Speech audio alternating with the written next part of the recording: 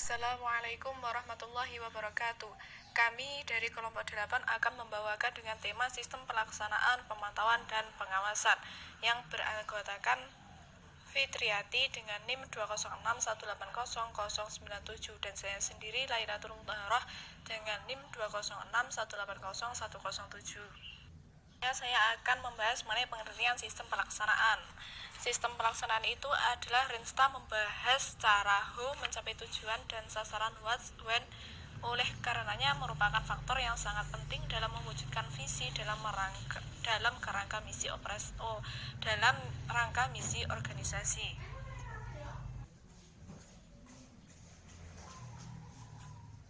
Komitmen pimpinan menjelaskan secara gamblang kepada seluruh staf mengenai outcome organisasi yang harus dicapai dengan jalan memberikan pandangan ke depan atau visi, nilai-nilai organisasi, faktor-faktor keberhasilan, tujuan dan sasaran, strategi operasional, sistem-sistem, prosedur-prosedur maupun metodologi yang dianut dan lain sebagainya. Komitmen tersebut dituangkan dalam kebijakan. Yang pertama adalah kebijakan.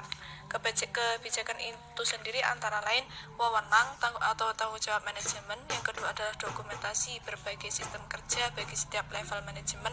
Yang ketiga, sistem komunikasi internal maupun eksternal. Yang keempat adalah pengadaan. Yang kelima, pengendalian proses agar output sesuai dengan rencana atau standar dan lain sebagainya. Yang B adalah program operasional organisasi yang meliputi program kerja operasional merupakan proses bagi penentu jenis dan jumlah sumber daya yang diperlukan dalam rangka pelaksanaan renstra. Karena merupakan suatu proses, maka sifat program kerja antara lain: 1. Merupakan penjabaran rinci tentang langkah-langkah yang diambil untuk menjabarkan kebijakan. Yang kedua, jangka menengah dan jangka panjang antara 3-5 tahun. Dan yang tiga, melekat pada setiap fungsi dari organisasi. Yang C adalah kegiatan organisasi. Kegiatan merupakan segala sesuatu yang harus dilaksanakan oleh unit-unit kerja organisasi dalam rangka merealisasikan program kerja operasionalnya. Selanjutnya adalah poin B, sistem pemantauan. Sistem pemantauan itu sendiri adalah proses untuk mengetahui adanya kesesuaian atau penyimpangan antara pelaksanaan dengan rencana dalam rangka mencapai tujuan atau sasaran organisasi.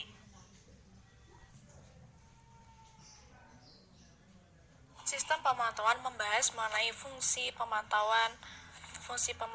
Yang pertama adalah mengetahui tingkat kepatuhan dalam rangka asas disiplin. Yang B dapat dilakukan auditing terhadap penggunaan sumber daya dan tingkat output atau pelayanan yang tercapai.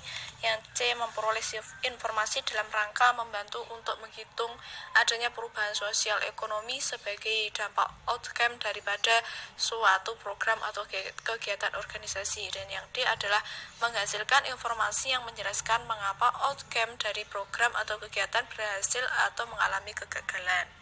Yang diperlukan dalam pemantauan efektif yaitu spesifikasi atau standar dari suatu program atau kegiatan, adanya ketentuan mengenai toleransi, prosedur pengumpulan informasi untuk umpan balik, feedback, dan umpan ke depan, feed forward. Yang selanjutnya adalah bagian-bagian sistem pemantauan. Yang pertama adalah pencatatan, pelaporan, dan juga tanggapan. Poin C, sistem pengawasan kinerja. Pengawasan bisa didefinisikan sebagai suatu usaha sistematis oleh manajemen bisnis untuk membandingkan kinerja standar, rencana atau tujuan yang telah ditentukan terlebih dahulu untuk menentukan apakah kinerja sejalan dengan standar tersebut dan untuk mengambil tindakan penyembuhan yang diperlukan dan melibat bahwa sumber daya manusia digunakan seefektif dan seefisien mungkin di dalam mencapai tujuan.